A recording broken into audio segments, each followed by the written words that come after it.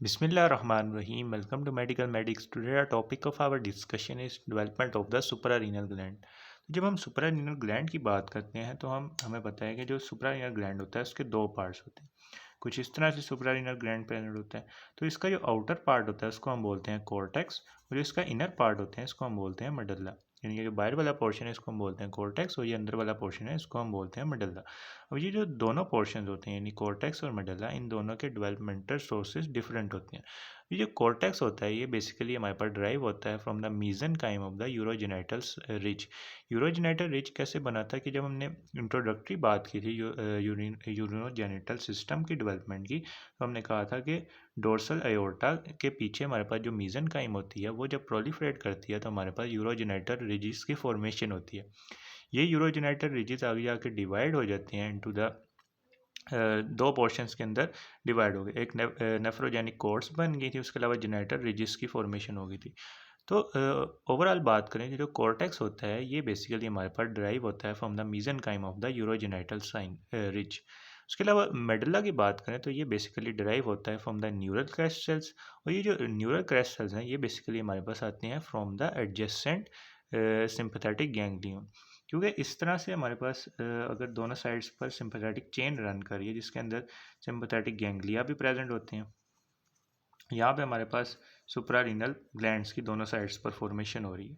अब इस suprarenal gland का जो कॉर्टेक्स था ये तो हमारे पास आ गया ना मीजनकाइम से।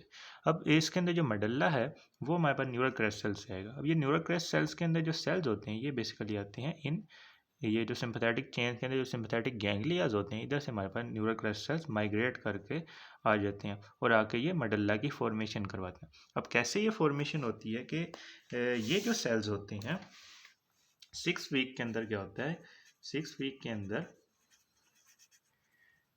ये जो कॉर्टेक्स होता है इसके मीडियल एस्पेक्ट, ये हमारे पास फर्स्ट करें कॉर्टेक्स है, कॉर्टेक्स के मीडियल एस्पेक्ट पर आकर हमारे पास ये न्यूरल क्रेस्ट सेल्स आ जाती हैं।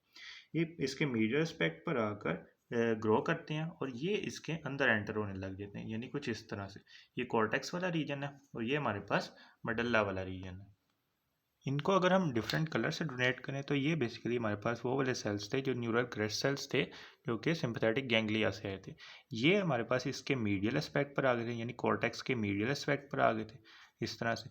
इसके बाद क्या हुआ कि मेसेनकाइमल सेल्स जो थे कॉर्टेक्स को जो बना रहे थे वो कलेक्ट होते गए और इन्होंने सराउंड कर लिया इस मेडुल्ला के रीजन को। ये कंटिन्यू ग्रो करते रहे। इसके बाद क्या होगा, ये कॉर्टेक्स के अंदर एक ट्रांजिशनल जोन अपेयर होता है, ट्रांजिशनल जोन। ये ट्रांजिशनल जोन बेसिकली प्रेजेंट होता है between the permanent cortex and the fetal cortex. यहाँ पे दो रीजन्स बनते हैं, एक बनता है हमारे पास परमानेंट कॉर्टेक्स और एक फीटल कॉर्टेक्स। इन दोनों रीजन्स के दरमियान एक बनता है हमारे पास transitional zone. Transitional zone basically हमारे पास अडल्ट सुप्रारिनल ग्लैंड की बात करें तो वो हमारे पास बनाता है जोना फेसिकुलेटा, जोना फेसिकुलेटा। अब हमें पता है कि कॉर्टेक्स की हमारे पास 3 लेयर्स होती हैं, 3 लेयर्स होती हैं कॉर्टेक्स की। जो पहली लेयर होती है उसे हम बोलते हैं जोना ग्लोमेरुलोजा, जोना ग्लोमेरुलोजा। दूसरी लेयर होती है जोना फेसिकुलेटा और तीसरी लेयर होती है जोना रेटिकुलरिस।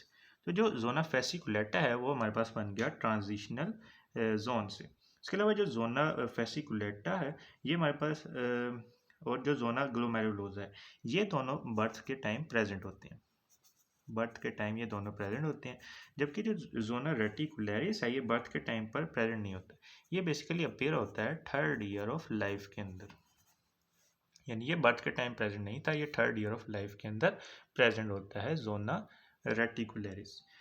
तो अब तक हमने क्या डेवलपमेंट देखी कि हमारे पास जो सुप्रारिनल ग्लैंड है उसके दो पोर्शन है, एक कॉर्टेक्स और एक मेडुल्ला।